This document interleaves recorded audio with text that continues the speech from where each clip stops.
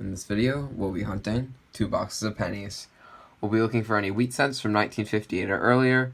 We'll also be pulling out any proofs, foreigns, heirs of varieties, or any other cool things we can find. And we do have one ender in these 2 boxes. It's in box number 1. It's a wheat cent reverse right here.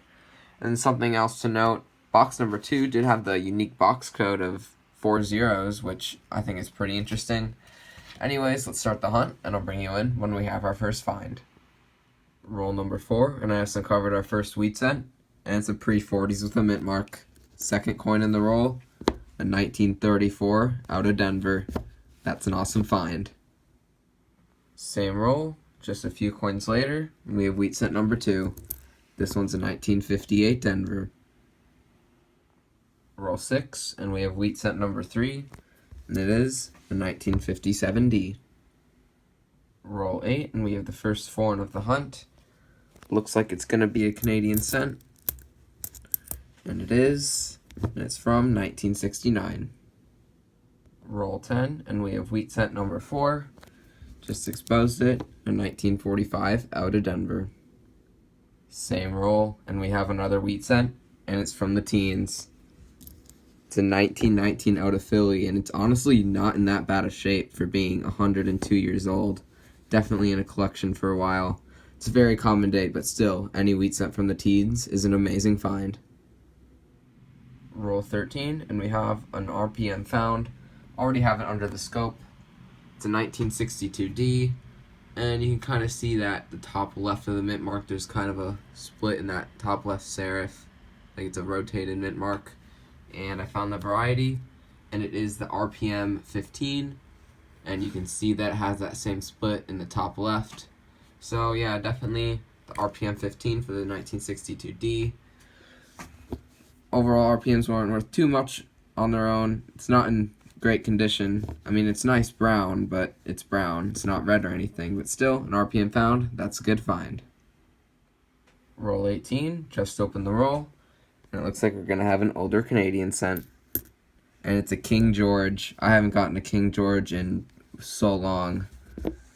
And it's a 1951. That's an awesome find. Roll 25, and I think I just found something I've never found before. See this edge right here? I'm pretty sure that's a King George V Canadian penny.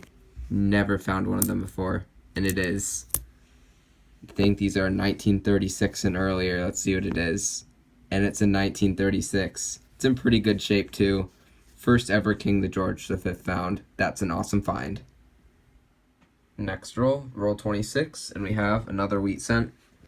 And this is going to be wheat cent number 6 of the hunt so far. And it is another 1958 Denver. Roll 33, and we have wheat cent number 7. So near the back of the roll right here. Looks pretty weird. It looks like it was glued or something at some point. It's a 1950 out of San Francisco. Roll 35, and we have wheat cent number 8 of the box. And it is a 1950 minted in Denver. Roll 40 was our wheat cent ender. Just open the roll. It'll be the 9th wheat cent of the box, and it is a 1955 Denver. Box 1 has been hunted, and honestly, it was a great box. We ended up getting 9 wheat cents, which is less than 10, but still pretty good because we got 2 pre-40s, a 1934 out of Denver and a 1919 out of Philly. We only got 3 foreigns, but 2 of them were really good. We got this 1969, that's pretty nice, and then a 1951 King George VI, and my first ever King George V, 1936. So that was an awesome box 1, and let's hope box number 2 can continue with the good finds. Roll 4, and we have the first find of the second box, and it's going to be a foreign. Looks like it's going to be a Canadian cent, and it is, and it's from 1979. Roll 6, and we have the first wheat cent of box number 2. It was 1 away from being an ender, and it's in the back of the roll. Looks a little worn. Hopefully it's another pre-40s. It's not. It's a 1941. Check it for the DDOs. Same roll, and we have another wheat cent. This one's from the 50s. It's a 1953 from Denver. Still on roll 6, and we have another good find. This 1967, I'm pretty sure, is a special mint set coin. You can see it has kind of a really nice luster, and it's really well struck. They didn't make proof sets from 1965 through 1967. They made these special mint sets instead, and I'm pretty sure this is a special mint set coin, and if it is, that's a great find. Just opened roll number 10, and we're going to have for number 2 of the box, and it's going to be another Canadian cent, and it's from 1985. Roll 14, and we have another wheat cent. Just uncovered it near the beginning of the roll, and it's in 1952, minted in Denver. Roll 19, and we're going to have a couple more foreigns in the roll. First one is right here. Pretty sure both are going to be Canadian.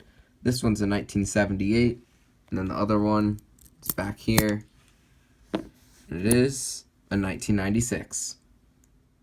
Roll 21, and we have yet another foreign. Looks like it's going to be another Canadian cent, and it is, and it's in 1971. Roll 23, and we have yet another Canadian cent. It's right here, and it is a 1965. Roll 33, and we have another Canadian. This box has been printed pretty light on the wheat cents, but foreigns are doing okay. It's not a terrible box. And this Canadian is in 1974. Still on roll 33, and we have a variety found. I always check my 1998 through 2000 Philadelphias for the wide AM, and I just got my first one. We put it on a scope. This one's in 1998. You can see that there is clearly a space between the A and the M, and then another factor is the FG is close to the Memorial Building. Definitely my first ever 1998 wide AM. It's not in too bad a shape, probably an AU. Never found before. It's probably a $20 coin or so, and that's an amazing find. Roll 37, and we're finally going to have another wheat cent. We had quite a dry streak in that box. We finally have another one, and it is, ooh, it's a pre-40s, a 1939 out of Philly. Next roll, and we have yet another foreign. It's going to be another Canadian cent, and it is a 1976. Roll 41, and we have yet another foreign. It's going to be another Canadian, of course, and it's a 1998.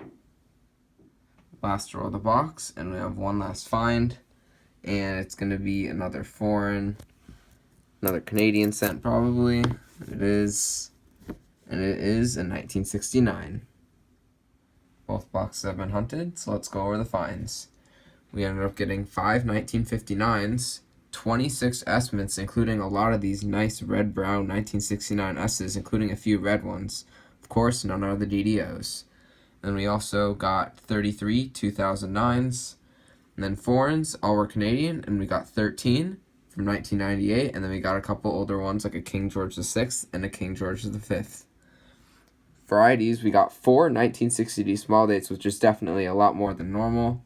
We got that 62D RPM, pulled out this 1982 that's slightly misaligned, then this 1967, which I believe is a special mint set. Wheat cents, we ended up getting 13. 3 of them were pre-40s, 1939, a 1934D, and a 1919. The finds of the hunt were definitely a 1936 Canadian, my first ever King George V found, and that's an awesome find. And then the 1998 wide AM, which I thought I would just compare. And then I have a normal 1998 under the scope right now.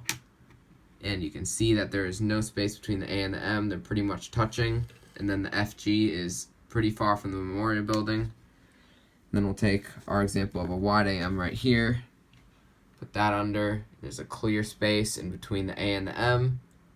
And the FG is a lot closer to the Memorial Building. So it's definitely 1998 wide AM, which is an awesome find.